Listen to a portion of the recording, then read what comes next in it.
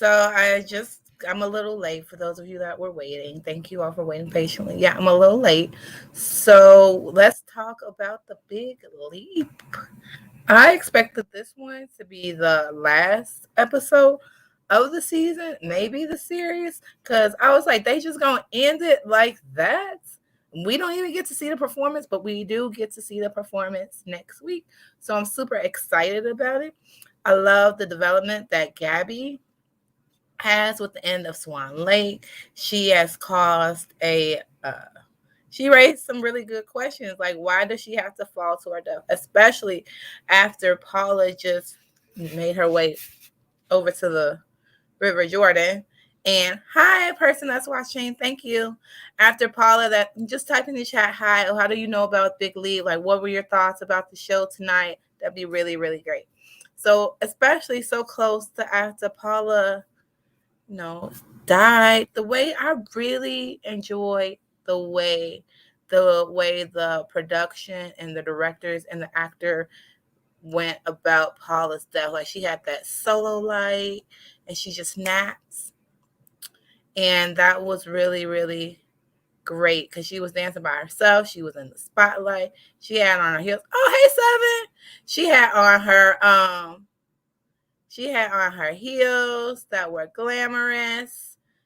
Oh, we may have an internet thing. She had on her heels that was glamorous, and she was doing her little dance. She was in the spotlight all by herself, and then it just snapped off. I mean, that's the way to go. If you're going to go.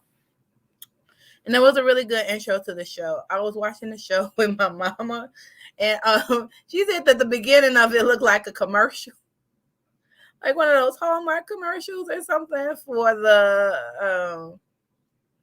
like a Christmas Hallmark commercial. I really like the way it showed the passing of the time that they had together. Like with everything, you always expect to have more time with your loved one, but sometimes things don't always go that way. Hey, Seven, I'm gonna see if I could put your how you put the comments up. Oh, banners.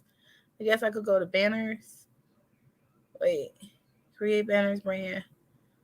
I guess. Oh, I don't know what I'm doing. But anyway, you watched the show, Seven. You're the first person that's ever actually been here.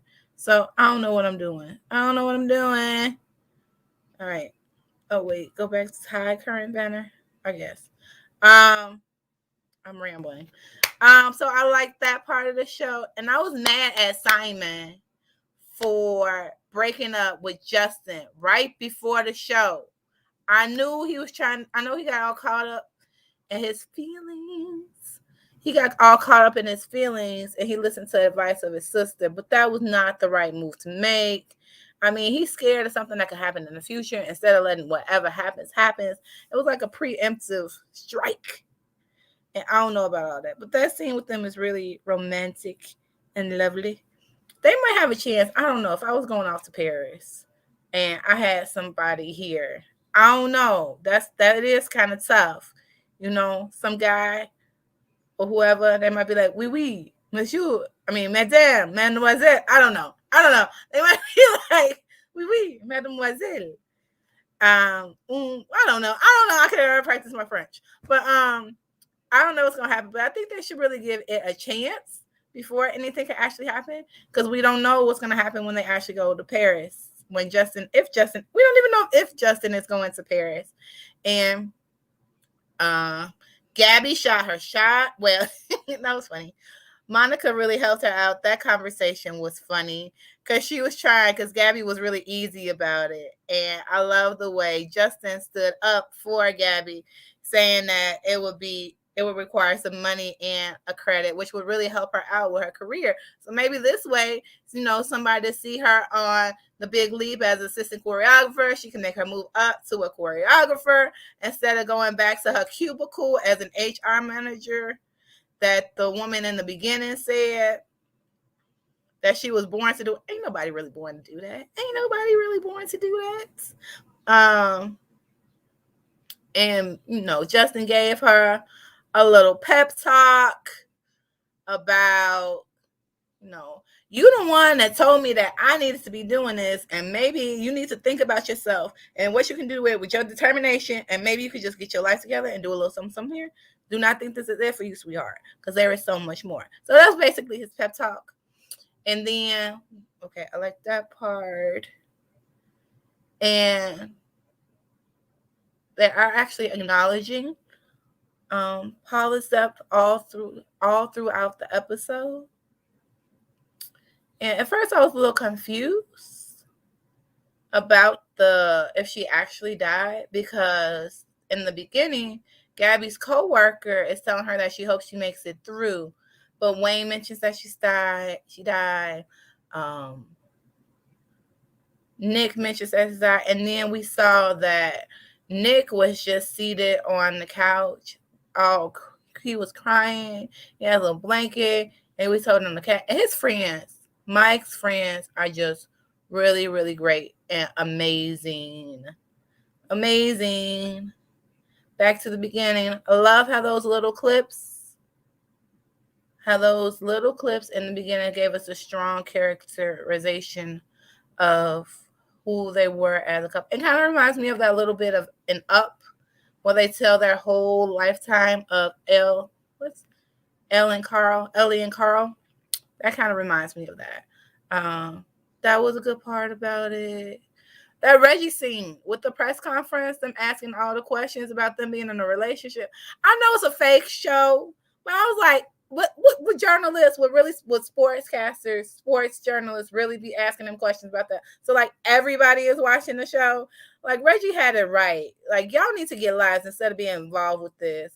And then at the end, the little producer assistant asked if Gabby wanted Reggie to come back, and Gabby dodged the question.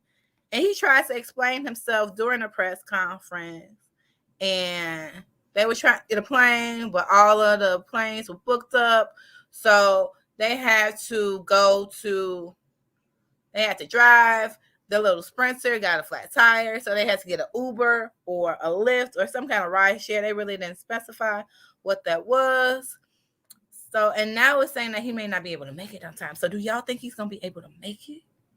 And then at the end, so those of you watching, I'm spoiling all of it. Alan is so funny. Nick's assistant is funny. I didn't know what they was trying to do.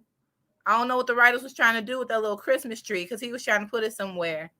And I was like, oh, this little detail is going to be something big.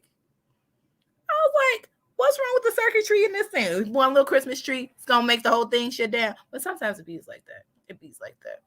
And then Nick is actually acting like a whole human being, actually trying to actually acknowledge his grief and what he's going through and how he's feeling.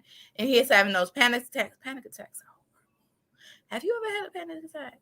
They are not. I had one before. They are not the news at all. And the man is under a lot of stress. And Monica had to get him right, as she does in her way. She called him a little B. And then, she just set him straight. And it really shows, like, her love for him. She was really there for him at a trying time. And at the end, we see Henry, his daughter, and she's like, thank God for me. And he's like, thank God for you. And that little exchange, that was, like, really on some friend level with her and her dad. The network guy, not really sure his name, he tried to introduce a elimination at the end of it, and I thought that was just so horrible. I mean, Paula just died. They've worked so hard on this, and now we're going to be sending somebody home? That just doesn't make sense at all. And then so they boycotted, which was really cute. And then they're trying to do the have the students have the little babies dance and order Paula because she volunteered there and she worked there. And Travell, I believe that's his name, was talking about that earlier when they were at the when the cast was at the gas station. He mentioned how much he really liked to work with the youth, and that's what he was doing before he was doing this, or before they were doing the show. I thought that was a really good callback. The way we have, as viewers, we have to really listen to what's going on and how the writers and the actors are using these details to advance the story. And let's talk about those clips of Paula. How much foresight she had to have to do that. And then Wayne just coming back in the spot and showing them, like, when they was having a down moment, he's like, Paula's like, you need to do this. You need to do it for me. You need to do it for other people. And most importantly, you need to do it for yourself. And so he got himself together. And that was funny at the end. Mike was talking to Beth when all the lights went off. He was like, babe, I thought you wanted me to do this. And it just heightens the anticipation of how the show is actually going to end. So this next episode might actually really be the end of the show. So I don't know. I heard it didn't get picked up for a second season, but I really feel like it could be. I don't know where. I mean, in the comments down below, if you're watching, where else do you think they could go for the second season? I would really love to follow Justin as he makes his way to Paris. If he goes, if he doesn't, that Justin and Simon storyline works. Gabby for sure. She's like the darling of the whole thing. And Simon and what's her name? I forgot her name. Simon and his sister.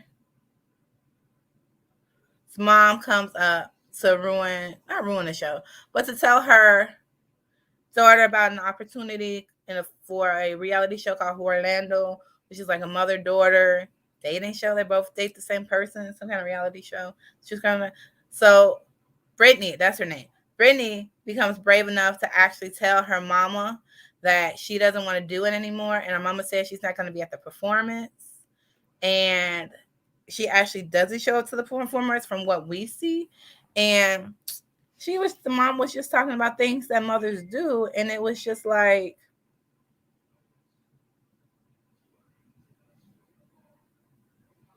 things that mothers do. And it was just like, I don't know about that, ma'am. But I really do like the way Brittany stood up for herself. Okay. And one more thing before I leave. I was on Twitter, and I replied to that's me. I was on Twitter, and someone posted a comment about Reggie kissing the other woman, some woman, but she was important. She wasn't Gabby. About posting her, posted something about that, and so I just responded to it. And the guy, wait, right here, we see right here, Sir Darius Blaine. He liked my reply, so I said it was nothing to him. She kissed him. He stopped it. But he should have told Gabby. That's what I told y'all, and that's what I told him. And so he likes my reply. So thank you all so I'm going to wrap this up. So thank you all for watching. I will see you all next week with my thoughts about the actual performance. Oh, I told you about Gabby. Gabby got to be an assistant choreographer, and she comes up with a brilliant ending of Odette actually loving herself and being able to break the curse. And I'm so glad that Wayne actually explained the story of Swan Lake, because I've heard of it, but in popular culture and around, but I really never knew what it was about. So I love the way Wayne broke it down and explained it to us. So next week we'll be seeing more of Wayne, more of Gabby, more of Monica. Hopefully Nick makes it through this panic attack and we actually get to see the performance, which I am really excited about, and the lights come back on the stage. So I will see you all next week, approximately same bad time, same bad channel. Thank you. And down below, leave your comments about today's episode whenever you see it. Thank you for watching. Bye. Take the big leap.